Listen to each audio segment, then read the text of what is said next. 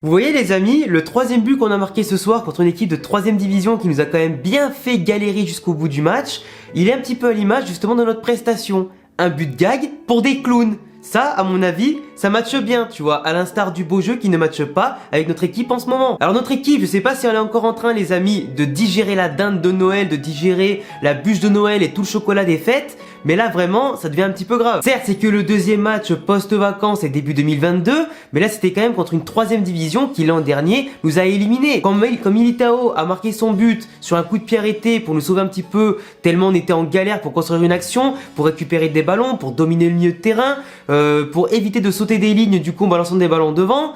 On était aussi en galère en défense, on subissait beaucoup d'actions, surtout au début de première mi-temps et même quasiment durant tout le match. On s'est fait extrêmement peur à énormément de fois, où ils auraient pu ouvrir le score et de manière entièrement légitime, c'est ça qui fait peur. Militao qui avait aussi ouvert le score l'an dernier ce terrain-là, avant qu'on prenne 2 buts. Là, j'ai vu l'égalisation sur un but venu d'ailleurs. Le mec, c'était limite Maradona de la 3ème division, où il a absorbé l'âme tel un détraqueur d'Harry Potter de Casemiro pour bien sûr enrhumer Lounine derrière. Franchement, j'ai eu peur. Je me suis dit, ah, là, les amis, aujourd'hui, ça va être un remake de l'an dernier. Je m'étais un petit peu moqué durant mon stream du coup de la performance du Barça, parce que j'étais en plein stream pendant que le Barça jouait son match contre Linares, où ils perdaient 1-0, puis ils ont galéré après bien sûr à égaliser et mener après 2-1 pour se qualifier. Ils ont même failli aller en prolongation sur des actions de dernière minute. Je me moquais un petit peu de leur performance. Et bah pas manqué, nous derrière, on a failli faire pire. On était limite pire parce que le Barça apparemment n'a pas autant souffert que nous on a souffert ce soir. Et là aujourd'hui, ça montre quand même que autant les remplaçants que les titulaires sont encore en vacances. Parce que là normalement, les remplaçants du Real Madrid ne doivent jamais, au grand jamais, faire ça. Même le Real Madrid Castilla qui joue dans la même poule qu'Alcoyano, qui sont d'ailleurs positionnés à une position je crois près au classement de Alcoyano en étant au-dessus, je crois que eux ils ont pas bégayé. Je crois que même eux n'ont pas bégayé autant contre eux durant leur match. Pour te dire à quel point c'est un peu inquiétant quand même. Là, va falloir se réveiller parce que ce week-end, on reçoit Valence, qui est quand même une bonne équipe, qui est prête traditionnellement à nous faire chier comme tous les ans. La semaine d'après, on jouera le Barça en Supercoupe d'Espagne et c'est hors de question qu'on mette fin à notre série de victoires en termes de classico à la suite contre un Barça aussi faible sur le papier et sur le terrain. Donc c'est hors de question qu'on perde ce match-là et forcément pour le moment, on n'est pas prêt et à mon sens là, si on devait le jouer ce soir, on perdait largement. Certes, il y avait des absents, Benzema, Modric, Mendy, mais Kroos était quand même sur le banc et globalement t'avais quand même des tauliers sur le terrain.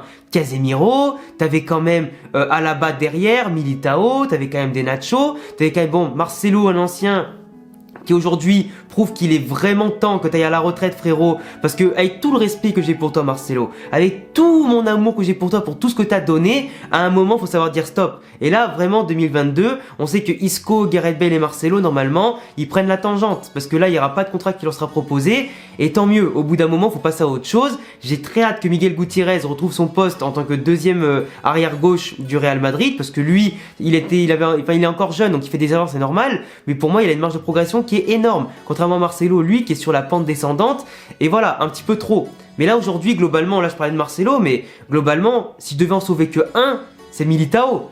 J'ajouterais peut-être Asensio qui quand il est rentré a touché beaucoup de ballons, a mis un peu d'ordre dans le milieu de terrain et a organisé le jeu comme il pouvait, dans ce carnage total parce que vraiment tout le monde était à la ramasse. Il y a aussi Camavinga qui a fait une excellente première mi-temps, un bon premier quart d'heure aussi en deuxième mi-temps avant de s'éteindre un petit peu, mais sinon Camavinga, Militao, à part ces deux-là, et Asensio qui est rentré, je sauve personne.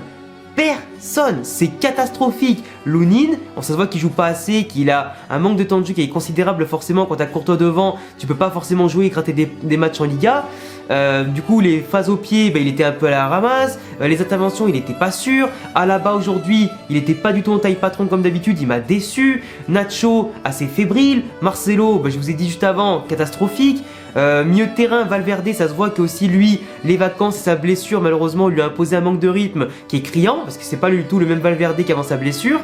Comment il s'appelle, Casemiro pareil, il était aux fraises et comme dit tout à l'heure il s'est fait absorber son âme sur le but. Eden Hazard il a rien foutu de tout le match. Le mec, c'était son moment pour montrer en l'absence de Benzema, de Vinicius, qui pouvait être le patron à son poste, montrer contre une équipe de 3ème division, contre qui on galérait, qu'il fallait vraiment hausser le ton, se montrer pourquoi pas dans les gestes, dans les frappes, dans les passes, dans les actions créées, surtout les inspirations. Que dalle. Et là certains vont me dire, mais oui, mais il a fait la passe D à Asensio. Ouais, mais il était à 3 mètres, une petite passe latérale à 3 mètres pour juste lui décaler à son collègue. Il y a mieux comme passe décisive. Il y a encore que la frappe, elle a fini contrée pour aller dedans. Donc au final, Hazard, je suis désolé, il a rien foutu. Et c'est grave que même contre une 3ème division, certes, ils étaient toujours sur son cul, ils lui mettaient la petite faute pour l'empêcher de démarrer et tout. Mais ça, il avait l'habitude en première ligue. Il avait l'habitude. Donc venez pas me faire croire que contre une 3ème division, il était perturbé le bonhomme. Non, là à un moment donné, c'est trop. C'est trop. Rodrigo, beaucoup de mauvaises décisions, beaucoup de mauvais gestes, de passes ratées, de contrôles ratés, de dribbles même pas tentés. À un moment donné, pareil, c'est qu'il y a des joueurs là, ils sont pas en forme, ils sont en vacances. T'en as certains qui ont trop pris la confiance pendant qu'on faisait une série de 15 matchs sans défaite. Et là aujourd'hui, c'était trop léger. On n'avait pas retenu la leçon à mon sens de l'an dernier, on s'est fait éliminer, ça a failli être bis repetita cette année, et là c'est grave. Et là vraiment je suis salé parce qu'en termes de football, on n'a rien produit, on a galéré à construire du jeu à un point où contre une 3ème division, contre un pressing qui n'est pas aussi intensif que celui qu'on subit normalement en Liga ou en Ligue des Champions, on se permettait de jeter les ballons devant, on ressortait même pas proprement, on essayait même pas de construire de derrière, on essayait que de se débarrasser du ballon. À un moment on avait tellement la pression que le ballon nous brûlait les pieds frérot, faut doser. Et moi ce qui m'a saoulé c'est que bon, heureusement qu'après Isco Kroos sont rentrés pour apporter un peu plus de contrôle. Après bon, Isco il a marqué son but sur un but de gag qui sera anecdotique plus que en tout cas sa propre initiative. Mais voilà, pour moi c'est quand même dommage que Kroos n'était pas censé jouer, du coup il a quand même dû jouer et se forcer un petit peu à courir pour voilà, gaspiller un peu des forces inutilement dans un match où il devait se reposer. De l'autre côté les changements, bon Mariano, j'aime pas parler de Mariano tellement en fait il a été tellement nul et transparent. Même contre une 3ème division, le mec s'en mêle les pinceaux devant la cage.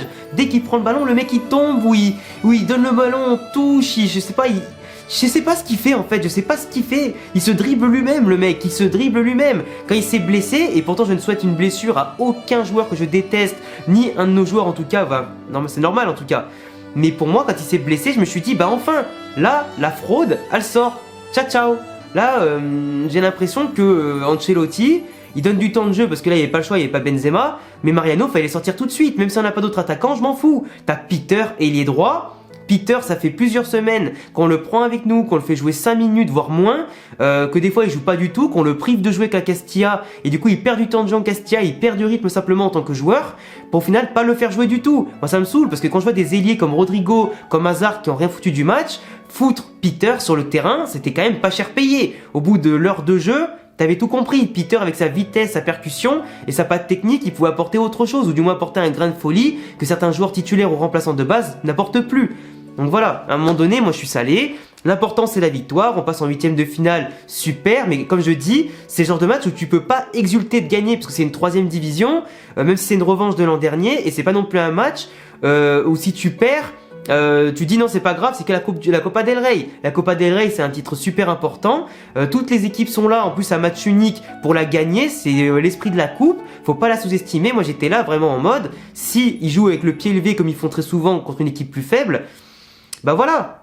Là en plus on veut pas utiliser l'excuse qu'ils ont fait une K10 ou une Rétafé, ils avaient pas 2 lignes de 5 derrière qui ont bétonné, ils ont joué crânement leur chance, ils ont joué d'égal avec nous, ils ont même créé plus de football que nous. À un moment donné, l'excuse des bus posés devant nous, elle tient plus. Là, il n'y avait pas de bus posés devant nous. Eux, ils ont attaqué, ils avaient leurs gens qui étaient en place, et ça a suffi. Nous, sur un terrain certes un petit peu cabossé, etc., on n'a pas su créer notre jeu, mais le terrain, c'est pas une excuse. Là, la mentalité, elle était au plus bas, le jeu était au plus bas, tout était au plus bas, et vraiment...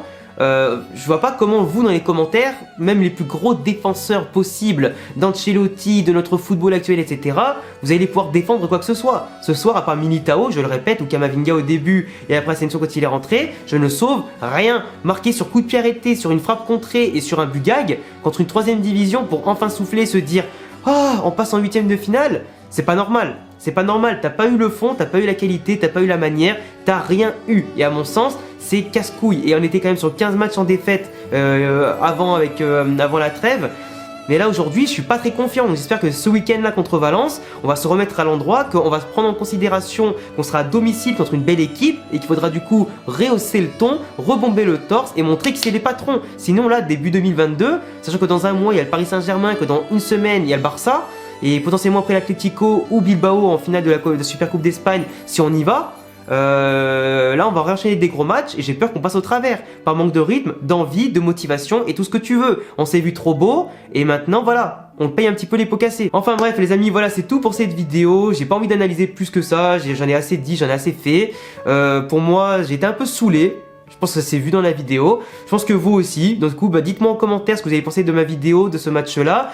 Abonnez-vous simplement si vous aimez le Real Madrid, mes vidéos sur l'actualité, sur les matchs, avant-match, sur les joueurs du Castilla, les joueurs globalement de l'effectif et tout ça. Et ensuite, on se retrouve bien sûr dans la semaine pour de prochaines vidéos. Rejoignez-moi aussi sur tous les réseaux qui s'affichent ici et en description. À bientôt les amis pour prochaines vidéos. Ciao ciao.